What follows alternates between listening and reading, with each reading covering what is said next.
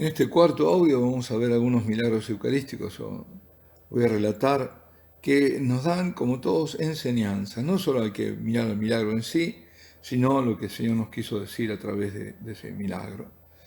Y este es un milagro que ocurrió en Augsburgo, 1194, en Alemania, en Augsburgo. Conocido como el bien milagroso, ¿no? Wunderbarlichen Gutes, creo haberlo pronunciado bien. Y que se lo menciona en muchos documentos, muchos libros históricos, también en la Biblioteca Estatal Cívica de Habsburgo está. Corría el año 1194. En esos tiempos era muy difícil encontrar sagrarios en las iglesias, ante los cuales se pudiera, digamos, uno estar ahí adorando al Señor, ¿no? Solo en 1264, con la introducción del Corpus Domini, se pudo difundir la devoción, ¿no?, de la adoración. Por eso mismo, una señora de Habsburgo, que era muy devota al Santísimo Sacramento, fijémonos que antes estamos hablando de mujeres sacrílegas, ¿no? Bueno, esta comete el sacrilegio, pero era una devota, muy devota del Santísimo Sacramento. Luego de haber comulgado, esconde la hostia en un pañuelo sin que nadie se dé cuenta. Yo imagino que la verdad es hecho temblorosa estaría, porque si era devota, si el Espíritu Santo le estaba diciendo, no, esto no se hace, ¿no? Pues llega a su casa, la deposita en un envoltorio de cera y la mete dentro de un armario. Luego de 5 años,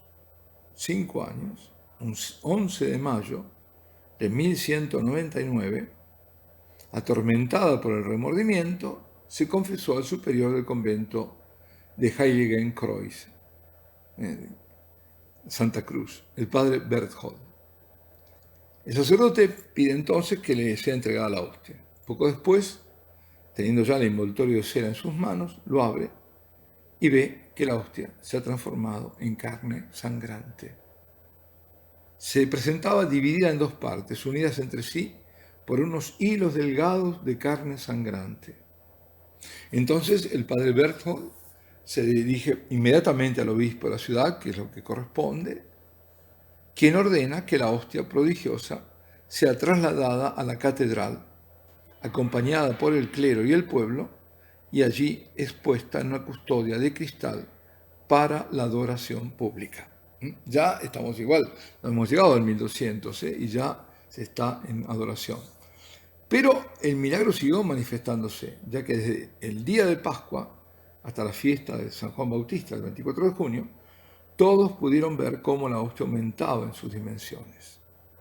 Poco después, el obispo, se llamaba Udalskalk, mandó que la hostia fuese restituida al convento de Heiligenkreuz. Al mismo tiempo, estableció que, en recuerdo de un hecho tan memorable y extraordinario, se realizara cada año una celebración especial en honor a la Santa Reliquia.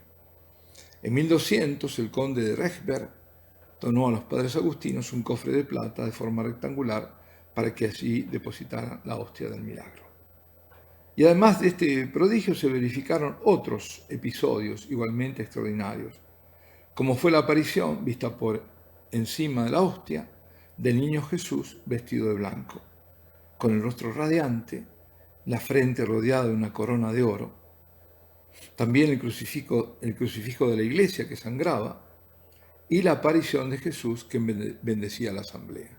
Entonces vemos que en este caso también nos está diciendo algo, porque aunque tenía buena intención la mujer, fue un sacrilegio. Esas manos no eran consagradas y ella no tenía digamos, el permiso, ¿no?, de poder tenerla, sino simplemente consumirla en la comunión. Bueno, otro caso, este fue en Austria, Seefeld, en 1384. Y yo creo que es un caso, yo lo diría, de comunión sacrílega, de soberbia. Fue en la pequeña localidad de Seefeld y fue un 25 de marzo de 1384. Este era un noble, Oswald Milzer, caballero del castillo de Schlossberg. Pretendió recibir durante la misa del Jueves Santo la hostia magna. Fijémonos, es decir, era un noble, sí, muy noble que sos, pero quieres la hostia que le corresponde al sacerdote. Acto de soberbia, ¿no? Es muy parecido por eso al otro, en cierto modo, ¿no? En el momento que la estaba tomando, el suelo comenzó a temblar y a abrirse. Y cuando Oswald se aferró al altar para no caer, el sacerdote logró recuperar la hostia de su boca. Entonces, cuando el sacerdote le quita la hostia y la tiene él, el temblor cesa, deja de temblar la tierra. Y mientras tanto, la hostia comienza a derramar sangre viva. Los que están ahí son muchos, que son los testigos. Y rápidamente la noticia se difunde por toda la nación. Ya no, esto. Y el mismo emperador Maximiliano I se convierte en un ferviente devoto. Y hoy es posible visitar la iglesia de San Oswald. Estamos hablando que esto ocurrió en la Edad Media, 1384, donde está expuesta la Santa Hostia manchada de sangre. Además, hay muchas pinturas que ilustran el prodigio. Esto es importante, porque era la hostia magna que le corresponde al sacerdote. Y otro caso también muy interesante en el cual está involucrado nada menos que el Papa. Fue en el siglo VI. El momento en que una mujer noble de Roma se acerca a comulgar, comienza a reírse, porque dudaba de la real presencia de Cristo en el pan y en el vino consagrados. Entonces el Papa, turbado por esa incredulidad, decide no darle la comunión. Inmediatamente las especies de pan se convierten en carne y sangre. ¿Qué pasó? Que en aquellos tiempos era uso común llevar a la celebración eucarística el pan preparado en casa de los mismos fieles. En este caso el Papa era nada menos que San Gregorio Magno, que estaba celebrando la misa un domingo en la antigua iglesia dedicada a San Pedro, es decir, la Basílica de San Pedro. En el momento de la distribución del pan eucarístico, ve que entre los fieles hay una mujer que había preparado el pan y que se reía a carcajadas. Con gran turbación el Papa la reprende y le pregunta el motivo de por qué estaba haciendo, de qué se reía.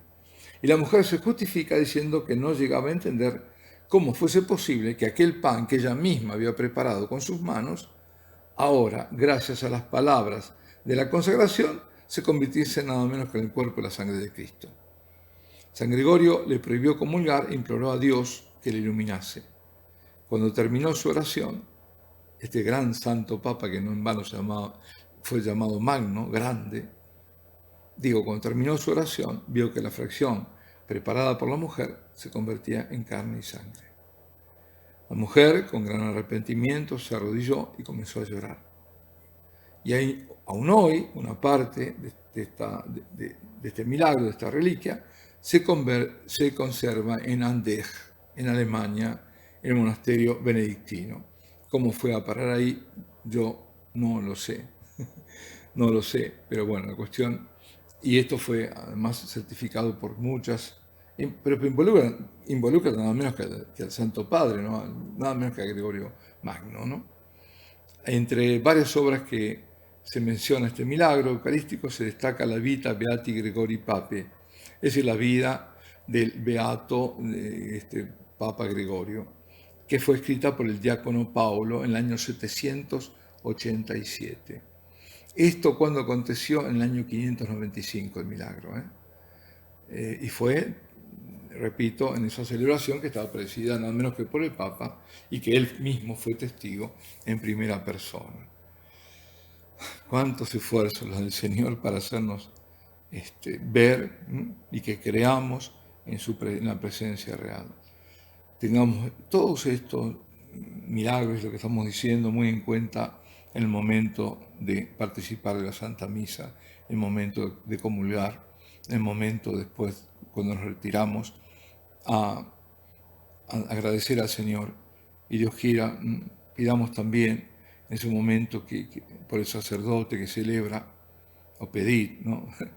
Por eso yo pido por mí y por los demás sacerdotes, obviamente, por el sacerdote que está celebrando la Santa Misa, por todos los demás que están comulgando, que nadie haga comuniones sacrílegas.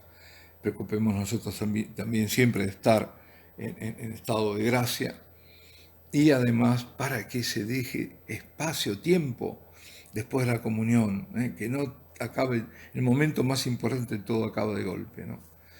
La poscomunio, es decir, todo ese momento de agradecimiento, que sea prolongado, por lo menos 5 minutos mínimo.